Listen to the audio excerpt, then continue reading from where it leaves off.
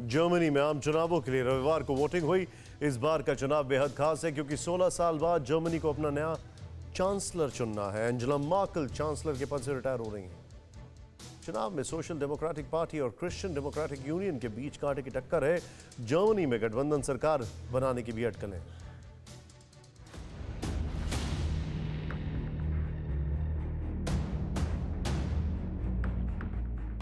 16 साल तक सत्ता में रहने के बाद एंजेला मर्केल रिटायर हो रही हैं। अपने शासन के आखिरी दौर में एंजेला मर्केल का सामना कोरोना महामारी से हुआ और ये 2 साल सबसे अधिक चुनौतीपूर्ण रहे। लेकिन कानून के हिसाब से अब एंजेला मर्केल का कार्यकाल खत्म हो गया है और जर्मनी में नया चांसलर चुनने के लिए वोट डाले गए हैं। रविवार को होने वाले मतदान में आम जनता सीधे तौर पर जर्मनी में चांसलर का चुनाव नहीं करेगी।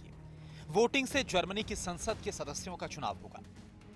फिर प्रतिनिधि बाद में एक नई सरकार का नेतृत्व करने के लिए चांसलर का चुनाव करेंगे।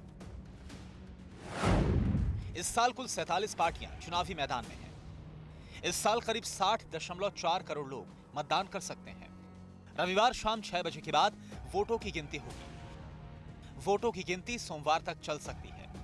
चुनाव के नतीजे आने में कई हफ्ते लग सकते हैं। जब तक नए चांसलर का चुनाव नहीं हो जाता, तब तक चांसलर एंजेला मर्केल कार्यवाहक भूमिका में पद पर बनी रहेगी। जर्मनी की चुनाव प्रक्रिया थोड़ी अलग है। यहाँ हर वोटर, प्रतिनिधि और पार्टी के लिए अलग अलग वोट डालते हैं। ऐसे में सरकार बनने में काफी वक्त लग सकता है। भारत के लिए भी ये चुनाव अहम है क्योंकि जर्मनी यूरोप में भारत का सबसे बड़ा ट्रेड पार्टनर है। 1700 से अधिक जर्मन कंपनियां भारत में सक्रिय हैं।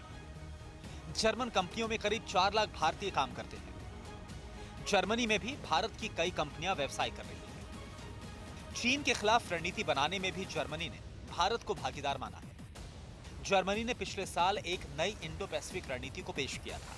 अब नई सरकार पर उस नीति को लागू करवाने की जिम्मेदारी है। Bureau report, TV9 Bharatvarsh. अड़ी सोमवार से शुक्रवार शाम 6 बजे सिर्फ TV9 भारतवर्ष पर।